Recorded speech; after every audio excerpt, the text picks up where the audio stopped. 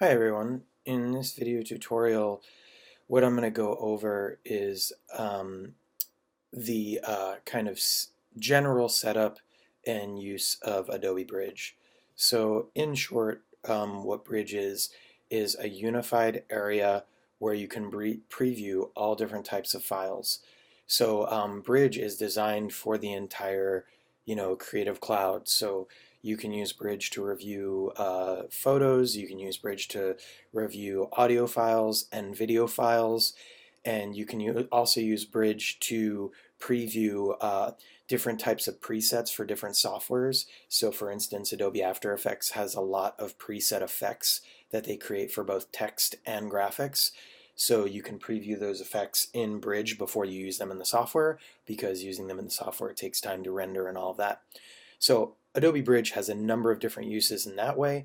Adobe Bridge also can be used for outputting files, so all different file types, audio, video, and photo.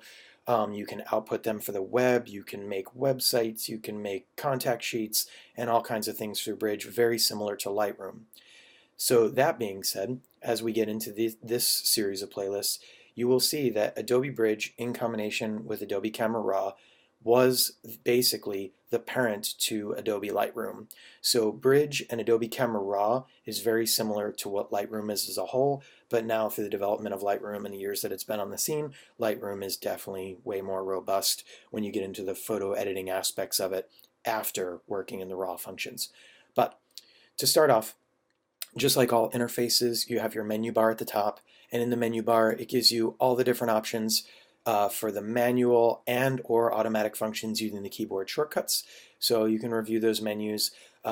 Some deal with photos, some deal with other things, and some deal with layout and organizing your files. But most importantly, like most software when I pointed out, the window menu is helpful because the window menu houses all of the floating panels that are accessible in Bridge. So if they're not checked, that means they're not showing. If they're checked, that means they're somewhere on the screen, either underneath or on top.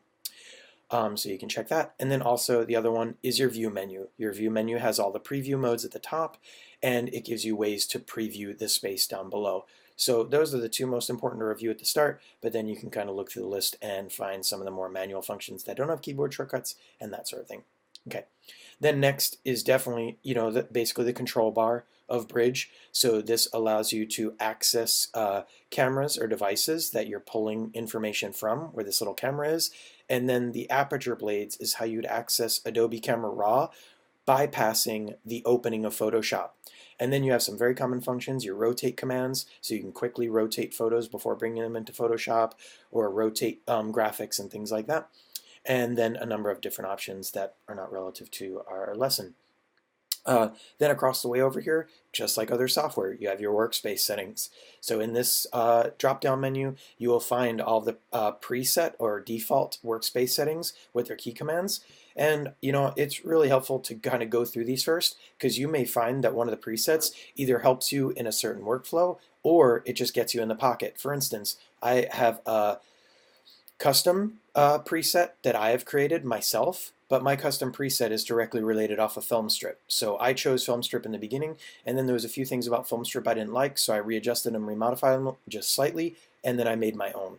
So that being said, you can customize workspaces. So you can reset the one you're currently working on if you modified it at all while you were working, or you can create a new workspace by adjusting a preset one and then defining its name, and then it will become on the list, and then you can reset your standard workspaces and all of that. So a lot of different neat functions in there.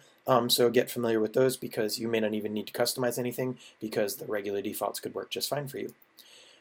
Then next in the line, this is basically your directory structure. It shows you, so for instance, I'm in this particular folder on this particular image. This shows me the pathway to that image, so I can move backward or forward in that pathway using the forward and back keys. So if I wanted to back myself out of this folder, I can simply click the back button, and then that brings me to that main directory. Then I can double click on that folder and it reopens it and moves forward. So just some easy navigation things there. Then along this row, other things we won't touch on necessarily, these output options and things like that, but we talked in the lecture about rating photos and choosing a rating system for editing large quantities of photos down below in your content bar. So you can give them a 1-star rating up to a 5-star rating. You can use the key commands for that, or you can do command 0 to remove the star from a file. So basically, whatever your editing processes are, there's a number of different ways to edit through photos, depending on the content. You can use that star rating system. And then at the bottom, or excuse me, when you're using the key commands for the star ratings, I always switch this around when I'm reviewing it because I do this by rote. You can use command 1 through 5 to star them with the proper number of stars, but this option shows you which stars are visible. So if you just wanted to see your 5-star choices, you can use the option command 5, and then that will just show you your 5 stars. Then if you if you do 4 stars or more, it will just show you 4 stars or more. So basically you can go through your editing choices afterward using the sub-star ratings. Then next you have your panels. So your panels show you information about content you have selected in the content bar. So again, remember, this can be an image, video, audio, or preset effect. So your information in these panels will be different depending on the content you have in the content bar.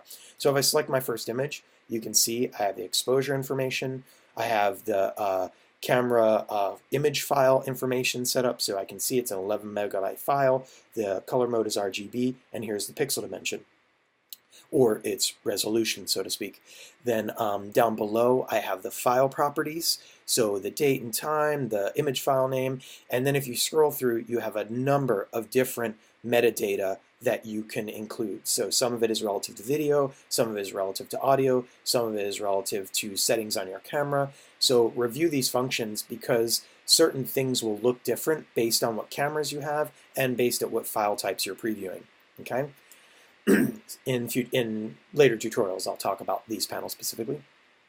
Then in the folders and favorites tab, and this is, remember, coming from the film strip setting. That's the one I primarily use, and my image editing is based off of it.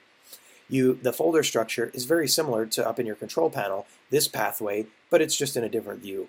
And since I use 3-column view on a Mac, this is the folder structure I like to look at, and I actually access this pretty quickly. But here's a cool thing. If you have a favorites folder, so these are folders that quickly get you to areas that you commonly use. So this is my 5D folder for my external hard drive, and this is my 5D folder for my laptop hard drive. So I can double click on that folder and it goes right to that image folder. Then once you go directly to the image folder, when you jump to the folders tab, it automatically opens the entire directory right to that folder. So you don't have to do all this drop down menu stuff, unless you want to, but having the favorites there as a quick button is really great. Okay, so let's see, and I think that's it. Navigating through the content bar, we're going to go over that in the next tutorials about the specifics of interacting with Adobe Bridge.